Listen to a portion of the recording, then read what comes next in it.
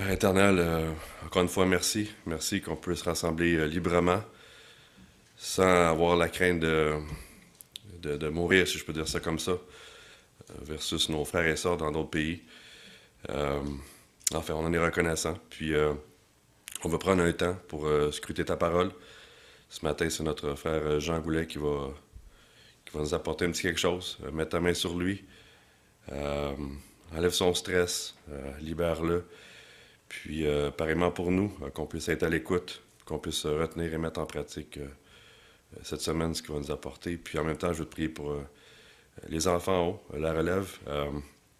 Je demande aussi de mettre ta main sur eux, sur les moniteurs, que le temps puisse être béni en haut, puis que ce soit encore une fois pour rendre gloire à ton Fils. Amen. Bonjour à tous. Alors, l'Épître à Philémon. Alors, personnellement, moi, je ne me rappelle pas avoir reçu un enseignement sur l'Épître à Philémon. C'est possible que j'ai oublié. Mais la question de l'esclavage, ça m'a toujours intéressé. Et puis, aussi, pourquoi l'esclavage a été supporté par certains chrétiens au cours de l'histoire. Alors, l'Épître à Philémon, ça me semblait une bonne place pour commencer ça.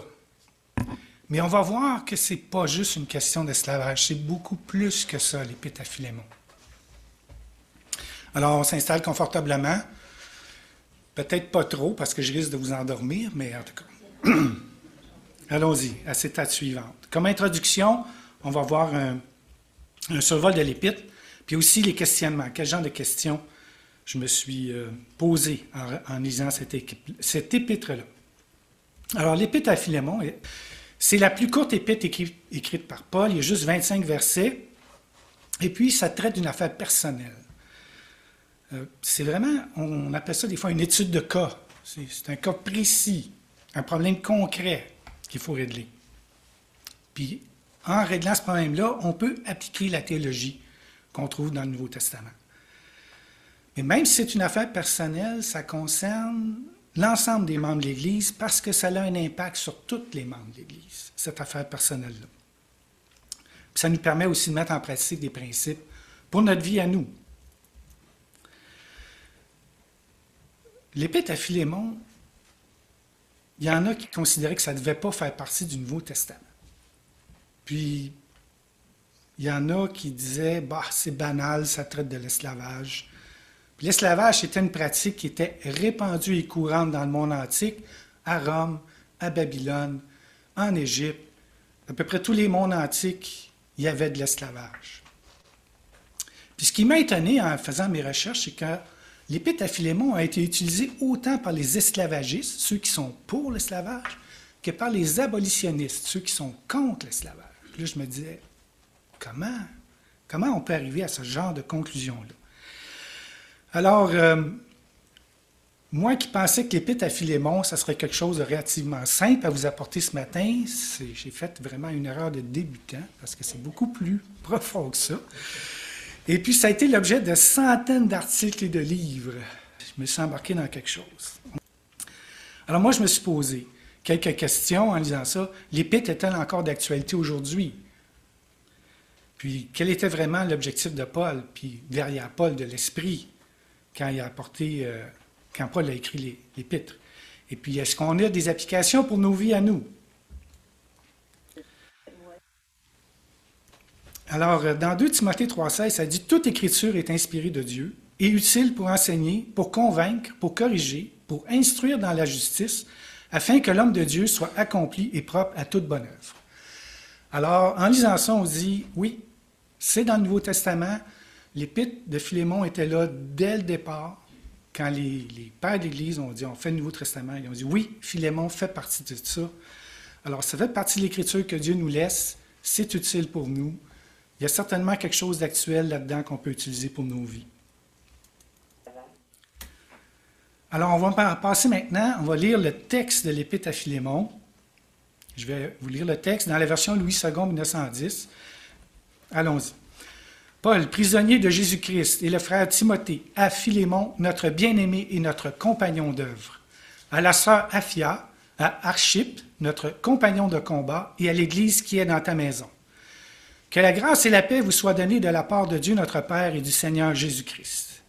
Je rends continuellement grâce à mon Dieu, faisant mention de toi dans mes prières, parce que je suis informé de la foi que tu as au Seigneur Jésus et de ta charité pour tous les saints. Je lui demande que ta participation à la foi soit efficace pour la cause de Christ, en faisant reconnaître en nous toute espèce de bien. J'ai en effet éprouvé beaucoup de joie et de consolation au sujet de ta charité, car par toi, frère, le cœur des saints a été tranquillisé. C'est pourquoi, bien que j'ai en Christ toute liberté de te prescrire ce qui est convenable, c'est de préférence au nom de la charité que je t'adresse une prière, étant ce que je suis, Paul, vieillard, et de plus maintenant prisonnier de Jésus-Christ. Je te prie pour mon enfant, que j'ai engendré étant dans les chaînes, Onésime, qui autrefois t'a été inutile, mais qui maintenant est utile à toi et à moi. Je te le renvoie, lui, mes propres entrailles. J'aurais désiré le retenir auprès de moi pour qu'il me servît à ta place pendant que je suis dans les chaînes pour l'Évangile. Toutefois, je n'ai rien voulu faire sans ton avis, afin que ton bienfait ne soit pas comme forcé, mais qu'il soit volontaire. Peut-être a-t-il été séparé de toi pour un temps, afin que tu le recouvres pour l'éternité, non plus comme un esclave, mais comme supérieur à un esclave, comme un frère bien-aimé, de moi particulièrement, et de toi à plus forte raison, soit dans la chair, soit dans le Seigneur.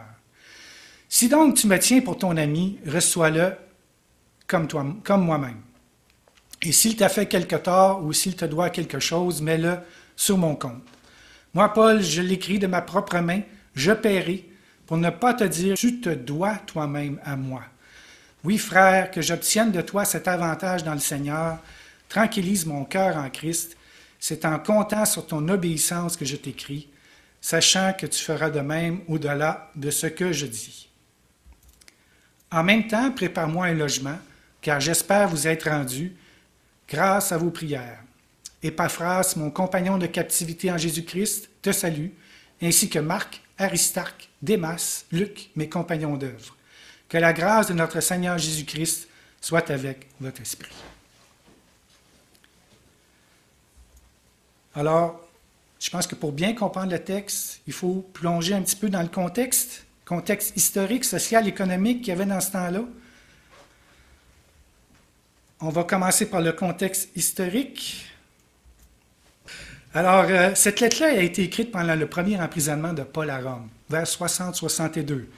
C'est ce que la majorité, je crois, des commentateurs appuient. Il y en a qui disent qu'elle a été écrite à Éphèse, mais la plupart disent qu'elle a été écrite à Rome pendant qu'il était emprisonné. Paul le dit, je suis dans les chaînes, prisonnier de Jésus-Christ. On voit dans Actes 2 versets, « Lorsque nous fûmes arrivés à Rome, on permit à Paul de demeurer en son particulier avec un soldat qui le gardait. Paul demeura 2 ans entiers dans une maison qu'il avait louée. Il recevait tous ceux qui venaient le voir, prêchant le royaume de Dieu et enseignant ce qui concerne le Seigneur Jésus-Christ en toute liberté et sans obstacle. » Il est assigné à résidence. On voit là sur... C'est ça, il est assigné à résidence. On a ça aussi aujourd'hui, dans notre contexte moderne. Des fois, un prisonnier, on lui met un bracelet au pied, là, puis il reste chez lui. Il ne bouge pas. Mais il y avait ça à Rome. Mais c'était aux frais du prisonnier. Alors, Paul devait trouver une façon de subvenir. La maison louée, c'est lui qui devait la payer, ou évidemment des frères qui le supportaient. Fait qu'il y avait une certaine liberté. Il pouvait recevoir, avoir des gens autour de lui. Ça mentionne qu'Aristarque et Épaphras sont prisonniers avec lui dans Colossiens 4.10 et dans Philémon au verset 23. Pas sûr qu'ils étaient vraiment prisonniers dans le sens romain, là, mais prisonniers dans le sens qu'ils participent avec lui, ils sont là, ils font partie de l'équipe, ils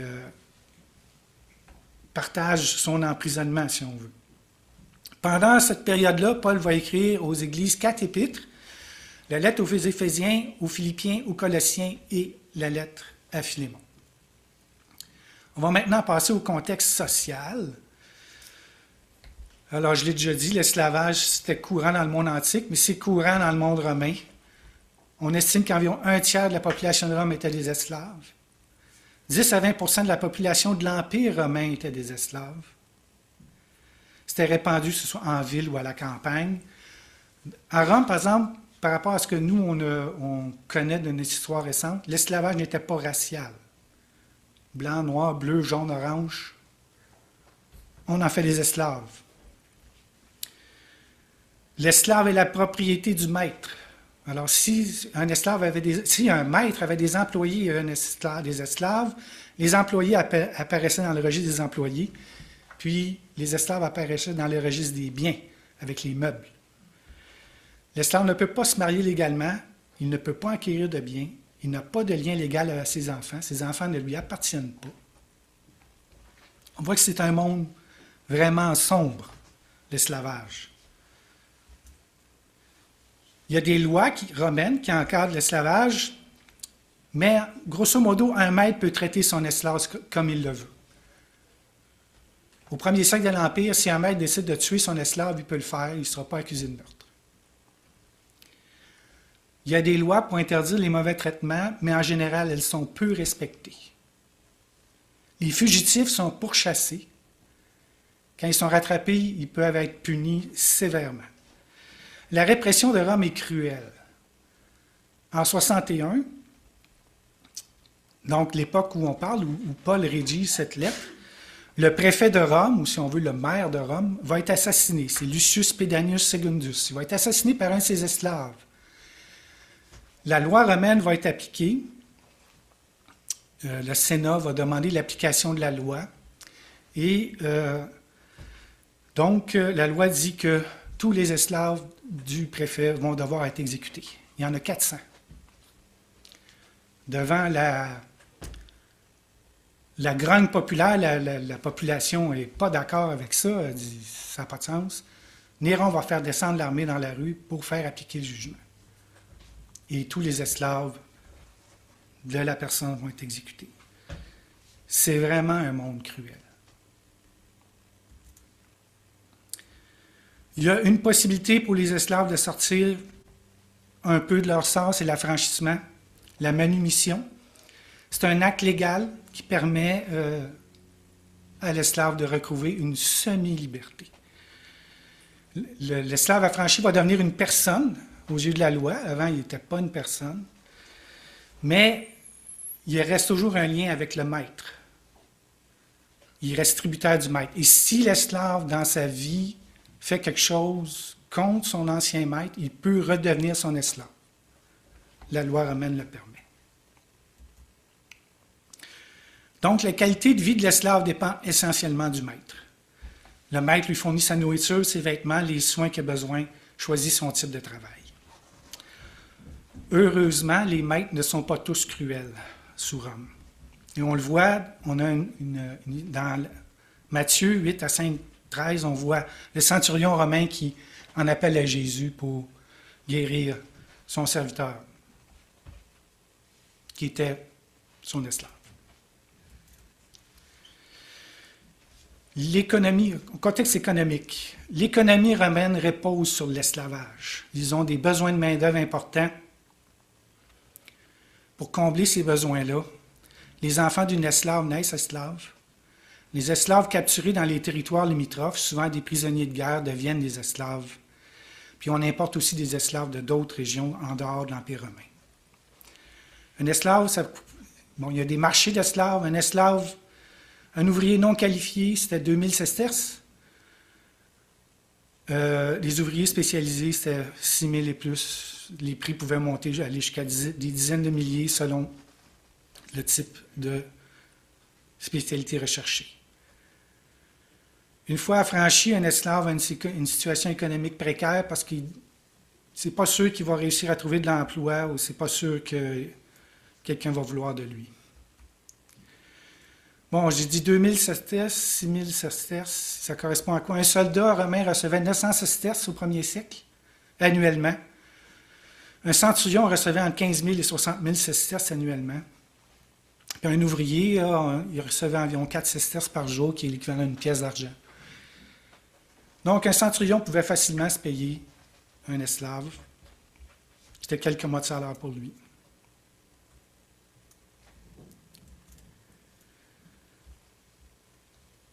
Personnellement, là, moi, je vous dis que je suis anti-esclavagiste. Je suis contre ça. Puis, mais allons en première analyse, allons voir, retournons dans l'Épître, allons voir le qui et le quoi. Donc, les personnages. On a trois personnages principaux, on a Paul, Philémon et Onésime.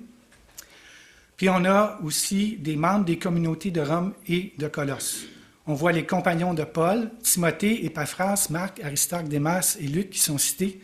Puis on a aussi l'entourage de Philémon, Apphia, que les commentateurs disent que c'est probablement son épouse, Archippe, que les commentateurs disent que c'est probablement le fils de Philémon, mais on n'est pas absolument sûr de cela, et l'Église qui se réunit chez lui, l'Église de Colosse. Là, j'ai mis une petite image ici, un petit bateau avec 8 personnes, un bateau à 8 qu'on appelait. Je ne sais pas si vous avez déjà fait ça dans votre vie, du bateau à 8. J'ai fait ça une fois, moi. C'est moi vous dire, c'est du sport. Il faut que tout le monde rame en même temps, comme il faut. Alors moi, je vois ça comme ça, là. La communauté de Paul, avec ses compagnons, là, lui est à Rome, puis il est dans son bateau, puis il rame avec ses... Puis celui qui dirige, là, en arrière, c'est l'Esprit. Puis même chose, à Colosse, il y a un autre bateau qui rame avec Philémon, ses compagnons, l'Église.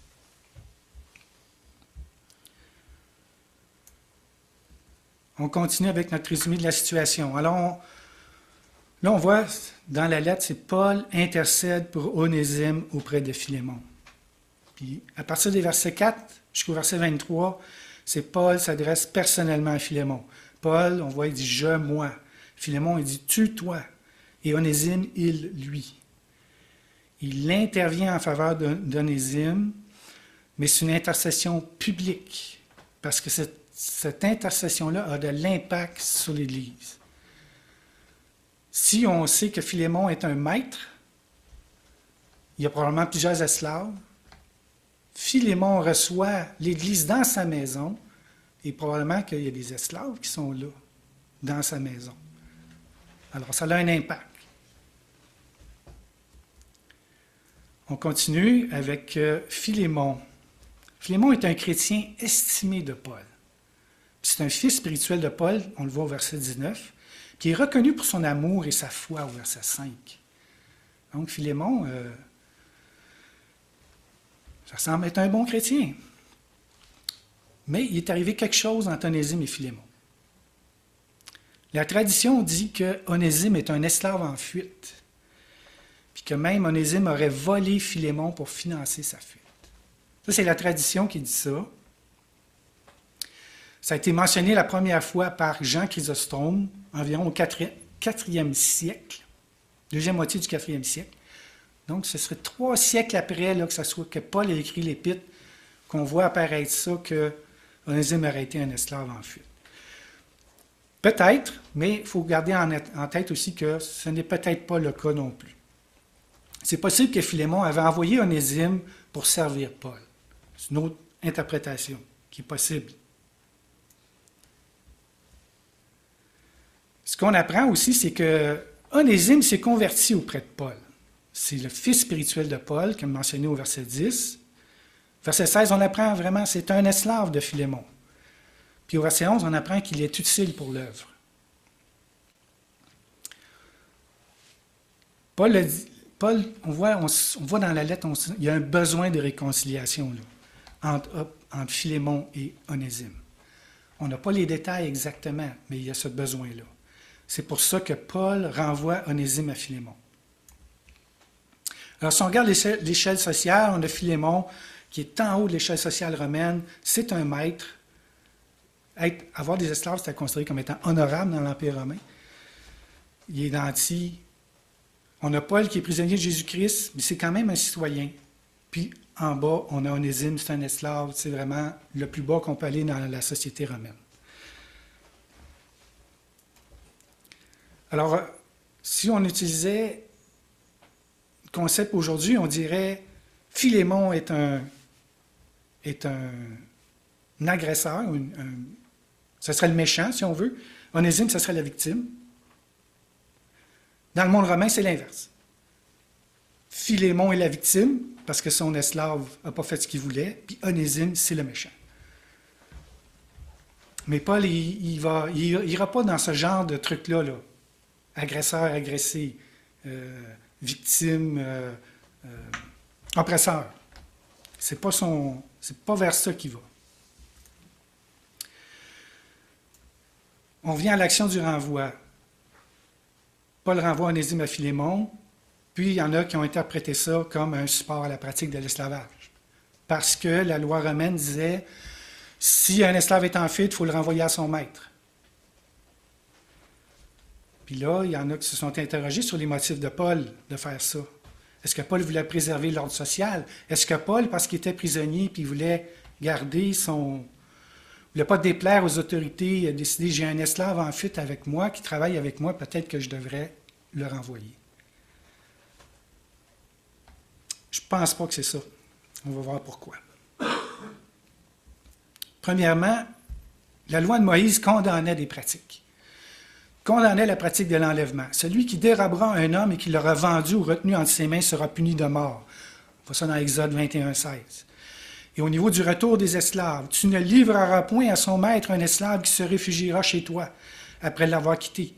Il demeurera chez toi au milieu de toi dans le lieu qu'il choisira, dans l'une de tes villes où bon lui semblera, tu ne l'opprimeras point. Deutéronome 23, 15 à 16. Paul certainement connaît ça, ces versets-là.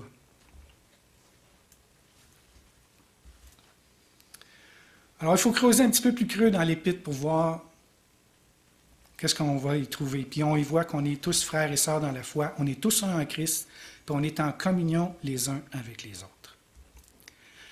Et le mot communion, koinonia, qu'on retrouve dans l'Épître, on voit ici, là, les versets 4 à 7 parlent de l'amour et de la foi de Philémon. Au verset 6, le mot koinonia apparaît. Je lui demande que ta participation à la foi soit efficace pour la cause de Christ, en faisant reconnaître en nous toute espèce de bien. Si on va à la Bible du Semeur, c'est traduit par « Je demande à Dieu que la solidarité qui nous unit à cause de ta foi se traduise en actes et qu'ainsi tout le bien que nous t'aurons amené à faire pour Christ soit rendu manifeste. » Participation, solidarité. D'autres traductions qu'on retrouve dans d'autres versets de la Bible, parce que ça apparaît 18 fois dans le Nouveau Testament, le mot koinonia, communion fraternelle, union, association, partenariat. Dans Actes 2,42, on voit communion fraternelle. Romaric nous a prêché là-dessus il y a 2 semaines. Il nous parlait de la communion fraternelle comme étant un des piliers dans l'Église. Galates 2,9, main d'association. Philippiens 2,1, union d'esprit. Hébreux 13,16, libéralité. Cette idée-là qu'on est une équipe. Puis pas seulement entre nous, mais il y a aussi koinonia avec le Père et le Fils. Si on regarde la première épître de Jean au chapitre 1, verset 3, « Ce que nous avons vu et entendu, nous vous l'annonçons à vous aussi, afin que vous aussi vous soyez en communion avec nous. Or, notre communion est avec le Père et avec son Fils Jésus-Christ. » Verset 6, « Si nous disons que nous sommes en communion avec lui et que nous marchions dans les ténèbres, nous mentons et nous ne pratiquons pas la vérité. Mais si nous marchons dans la lumière, comme il est lui-même dans la lumière, nous sommes mutuellement en communion et le sang de Jésus, son Fils, nous purifie de tout péché. » Basé sur ces versets-là, j'ai essayé de faire un petit diagramme de la première demande de Paul au verset 6, où il demande à Dieu que la solidarité qui nous unit à la cause de ta foi se traduise en actes. Donc, Paul demande au Père qu'il donne à Philémon une participation efficace pour faire le bien. À travers la communion qu'il y a avec le Père, Paul peut recevoir ça.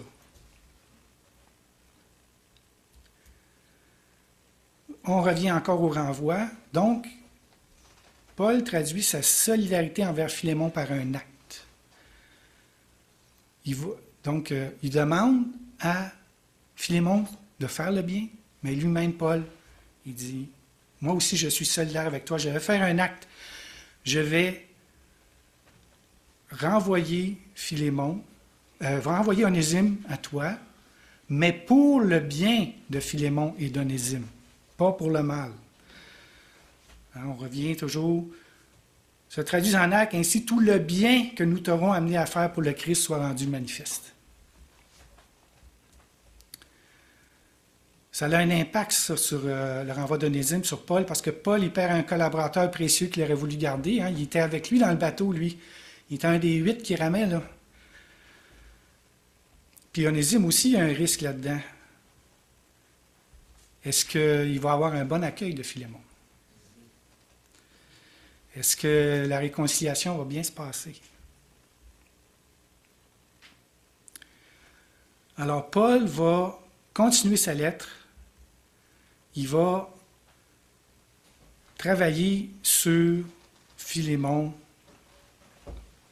pour le rendre, pour le faire réfléchir. Paul aurait pu dire, je suis un apôtre et tu vas faire ce que je te demande. Mais ce n'est pas ça.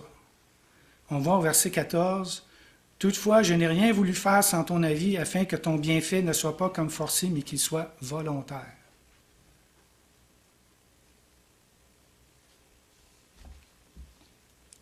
Alors, si on agrandit un petit peu notre diagramme, on voit toujours Philémon, mais cette fois-ci, ça se précise. Paul précise, un bienfait volontaire, qui sera les bénéficiaires, Onésime et Paul.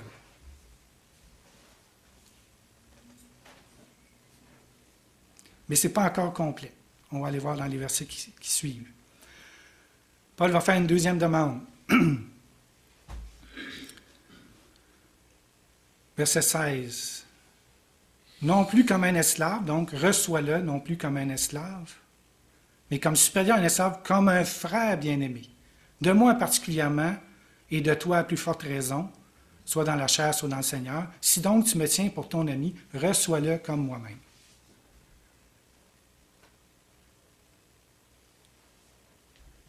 C'est quelque chose, pour le monde romain, de assez fort.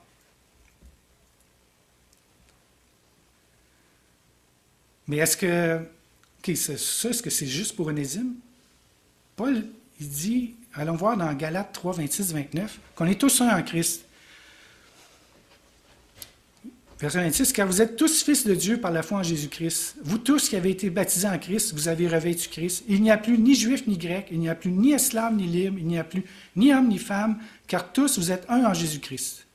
Et si vous êtes à Christ, vous êtes donc la postérité d'Abraham, héritier selon la promesse.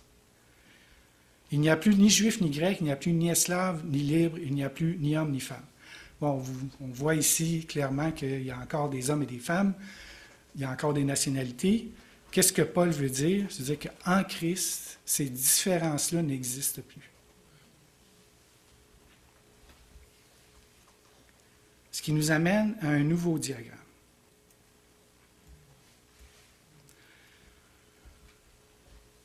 On a le Père, on voit Philémon, toujours en communion avec le Père. On a Onésime, croyant, lui aussi en communion avec le Père. Mais maintenant, entre les deux, il n'y a plus cette différence sociale-là. Ils sont égaux et ils sont frères. Et il y a koinonia entre tous. Et ça nécessite ou ça implique la réconciliation, la restauration, la communion entre Philémon et Onésime. Qu'est-ce que ça veut dire pour Philémon, ça? Bien, c'est révolutionnaire. C'est contraire aux normes sociales de l'époque. Pour lui, traiter son esclave comme un frère, ça peut avoir une perte de prestige pour lui. Ça peut être un affaiblissement potentiel du contrôle de sa maison. Ça peut être aussi une perte monétaire. Alors, comment Philémon peut réagir à ça? Là, je vais vous montrer deux images. Quelle sera la réaction de Philémon? Alors, à gauche, j'ai mis une image, là, c'est un joueur connu de soccer, de football en Europe, qui argumentent avec l'arbitre que oh, ouais, non, non. Et puis de l'autre côté, vous avez une personne qui serre la main. Fait que Philémon, je ne sais pas comment il a réagi, mais j'essaie d'imaginer, moi, comment j'aurais pu réagir. Puis je pense qu'au début, j'aurais peut-être été du côté oh, ouais, oh. Puis, mais en réfléchissant, je pense qu'on s'en va vers l'autre réponse. D'accord, oui, je comprends et c'est ça que Dieu me demande, la communion. D'accord.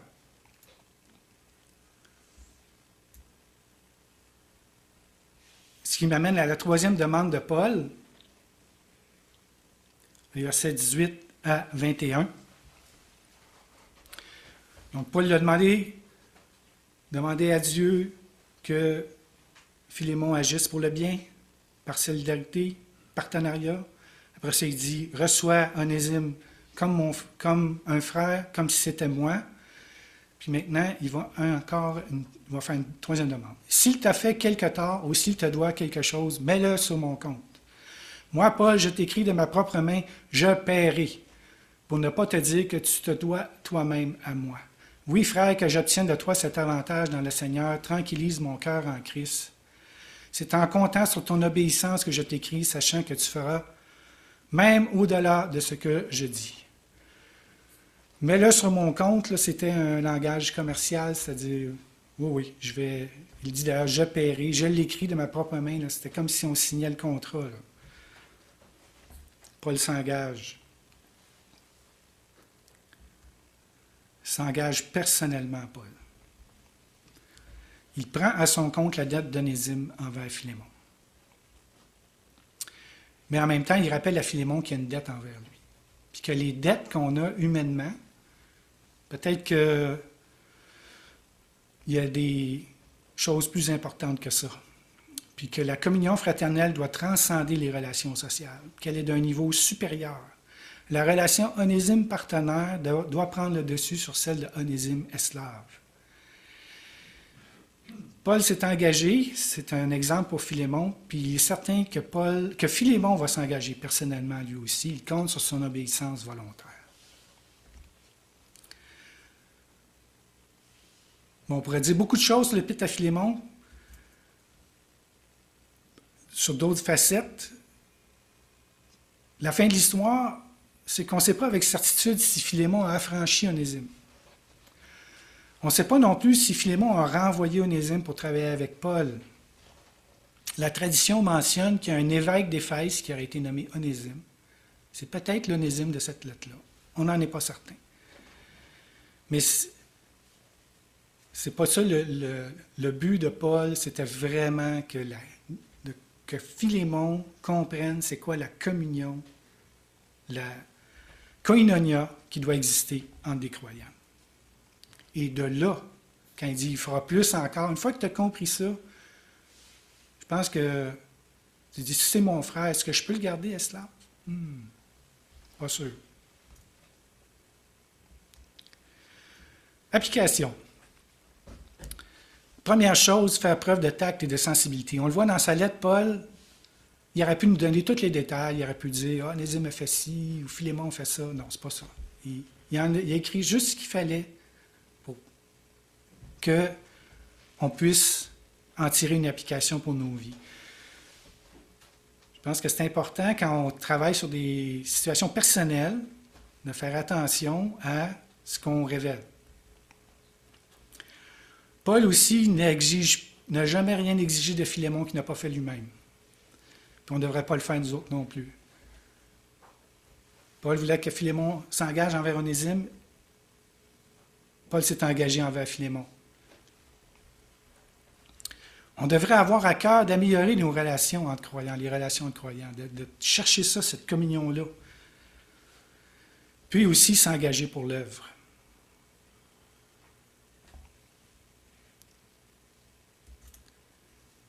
Un petit test. Je sais que Benjamin aime ça poser des questions. Ici, j'ai retiré, c'est pas moi qui les ai pondues, ces questions-là. Là, j'ai repris ça de... D'ailleurs, j'ai vu beaucoup de prédications,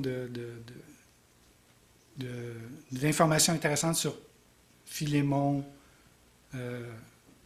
sur le web. Il y a des bonnes prédications. Si vous voulez en savoir plus, vous pouvez aller voir les gens, je suis sûr, qui sont meilleurs que moi pour prêcher la parole. Alors, un petit test. Pour évaluer notre niveau de communion. Donc, 1. Est-ce que j'utilise mes dons spirituels pour la communauté? Puis là, répondez pas, gardez ça pour vous, entre vous et l'esprit. 2. Est-ce que je pratique l'hospitalité? 3. Est-ce que je participe aux rencontres communautaires? 4. Est-ce que j'accepte ceux d'une condition sociale différente? 5. Est-ce que je pratique l'encouragement? 6. Suis-je au service des autres? 7. Est-ce que je partage mon abondance?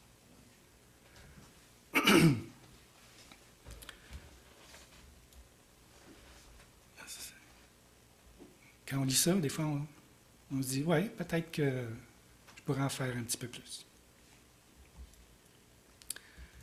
Conclusion. Un petit résumé. Nous avons une relation de communion avec le Père et le Fils. Cette relation de communion doit aussi exister entre croyants.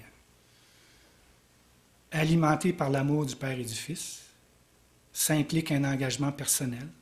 Ce n'est pas gratuit. Philémon a dû faire des sacrifices, Paul a dû faire des sacrifices, mais c'est volontaire. Ça ne doit pas être forcé. Ça doit se traduire en actes, puis ça peut transformer la société. Alors que l'esclavage était répandu dans le monde antique, à l'arrivée de la chrétienté, l'esclavage va disparaître tranquillement. C'est sûr qu'il y a eu des périodes de ressurgescence, mais en gros, puis aujourd'hui, heureusement, dans la plupart des pays, ça n'existe plus. Je reviens à ma question, quels sont les objectifs de Paul? Ce n'est pas de rendre un esclave à son maître, c'est de restaurer et transformer les relations entre croyants en partenariat, koinonia, pour le bien des intéressés, pour l'avancement de l'œuvre. Alors, quelles sont les applications pratiques? La vie dans l'Église est une vie de partenariat qui implique un engagement.